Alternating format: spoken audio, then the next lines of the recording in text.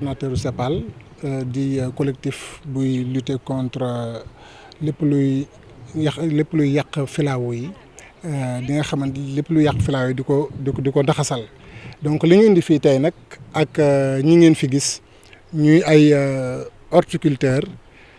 nekk fii di fi daan seen doole ay at mooy ni dañoo toog ci jamono yi passé magistrat yi ci seen coopérative d'habitat ne leen nañu jóge ci suuf si parce que le président Macky Sall moo leen ko jox jóge ci suuf si bi ñu doon dundee di ci dundal seen njaboot ñoom it ñu jaaxle bi ñu jaaxlee jóg magistrat yi daal di def épreuve de force daal di jël seen suuf si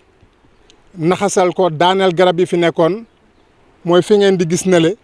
ñu dindi lépp biñ ko dindee nag joxuñu leen ay ndàmpaay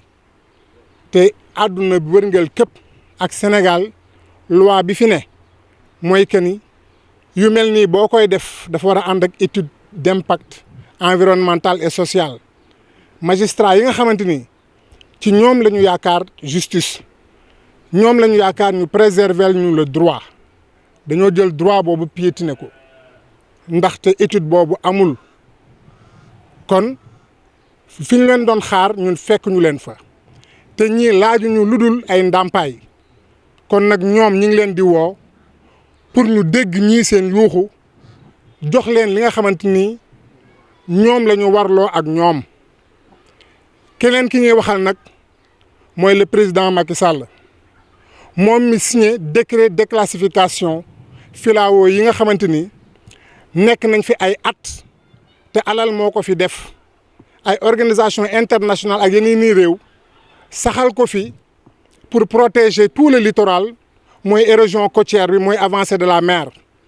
di fàttali le président Macky Sall moom moo waxoon ci conseil des ministres décentralisé ne littoral bi moom dina ci jóg ba ñu préserver ko mais tey dafa mel ni moom moo njëkk a jóg di naxasal littoral bi waxu démb warloo naag jëfu tey di fàttali ne président de la république Macky Sall ne ko jamono jii ñu toll jamono réchauffement climatique la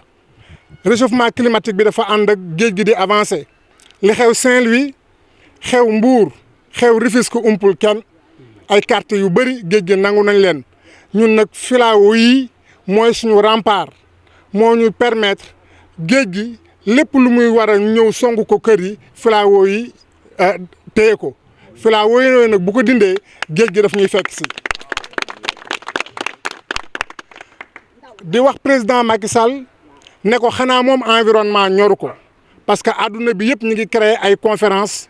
di wax ci li nga xamante ni lañ war a def ba réchauffement climatique bi ñu utal ko ay saafara te saafara bi reboisement la waaye du déboisement kon nag président Macky Sall bu fekkee mi ngi assister ay conférence internationale sur l'environnement na xam ne moom ci boppam mi ngi nekk le premier détracteur de cet environnement là ñu ngi koy wax mu dellu ci décret yi nga xamante ni signé na ko loolu nag bu ko defee na fexe aussi ba magistrat yi respecté àq ak yelleefu ñii nga xamante ni ñooy dund di fi dundal seen njaboot te dund googu nag ci la ñu am yaakaar loolu mooy seen dignité loolu kenn waru koo jël dëgg ko ci sa tànk naxasal ko kon Géejawaay bañ na ci loolu te Géejawaay mi ngi woo bépp doomu Géejawaay combat bi ñun ñu ànd ci ñun ñëpp parce que c'est un combat citoyen c'est un combat noble waaw dañ ne magistrat yi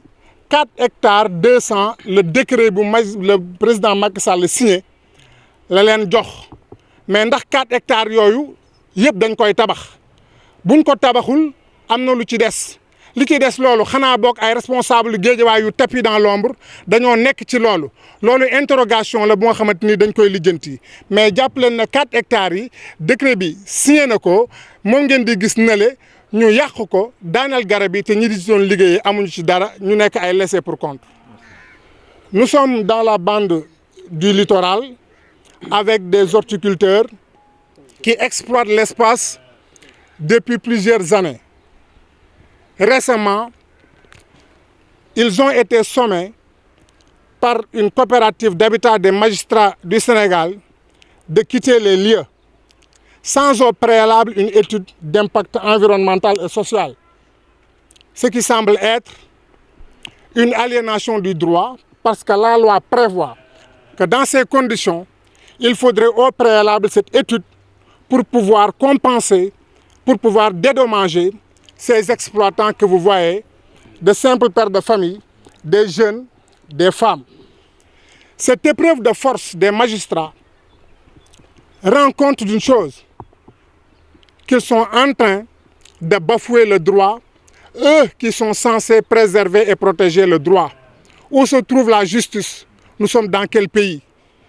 Ils sont interpellés s'ils ne sont pas informés que cette étude d'impact environnemental et social n'a pas été faite. Ça n'a pas été fait. Donc charge à eux de réagir pour rectifier l'impensable. Parce que nous sommes dans un pays de droit et non dans un pays de fait. Ces hommes-là doivent être compensés, ils doivent être dédommagés. Au président de la République, nous rappelons que c'est lui-même qui avait dit lors du Conseil des ministres décentralisé à Pékin qu'il ferait tout pour protéger le littoral. Aujourd'hui, c'est le premier fossoyeur, le premier détracteur de ce littoral, parce que c'est lui qui signe des décrets de déclassification du littoral. Des décrets qui ont fini de réduire ces pauvres gens que vous voyez à la mendicité. Et un projet n'a pas le droit de pousser les gens à la pauvreté. Un projet peut enrichir et non appauvrir. Au président de la République, nous rappelons qu'aujourd'hui nous sommes dans l'ère du réchauffement climatique. Saint-Louis, Mbour et Rufisque sont en train de faire les frais et de subir les frais de cette conséquence du réchauffement climatique. Guédiawaye et le littoral n'ont d'autre rempart que ce littoral. Et aujourd'hui, le président Macky Sall est en train de piétiner sur le littoral. Ses paroles et ses actes ne corroborent pas. Nous rappelons au président de la République qu'il doit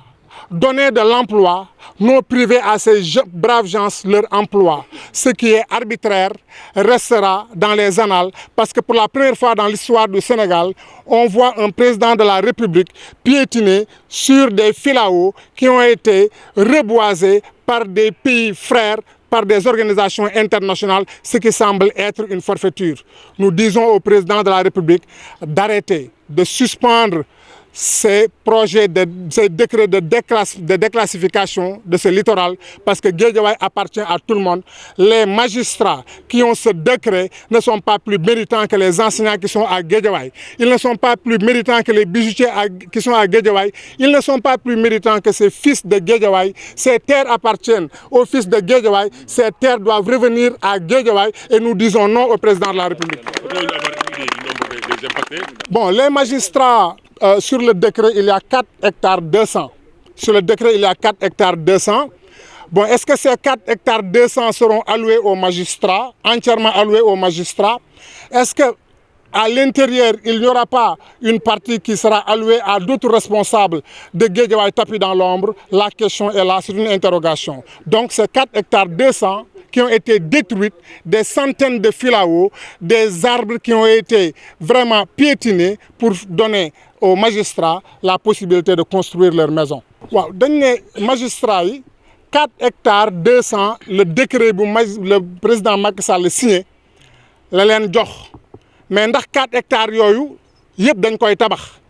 buñ ko tabaxul am na lu ci des. Li ci des loolu xanaa bokk ay responsable Guédiawaye yu tapis dans l'ombre dañoo nekk ci loolu interrogation la bu nga xamante ni dañ koy lijjanti mais jàpp leen ne 4 hectares yi décret bi signé na ko moom ngeen di gis nale ñu yàq ko daaneel garab yi te ñi di ci doon liggéeyee amuñu ci dara ñu nekk ay laissés.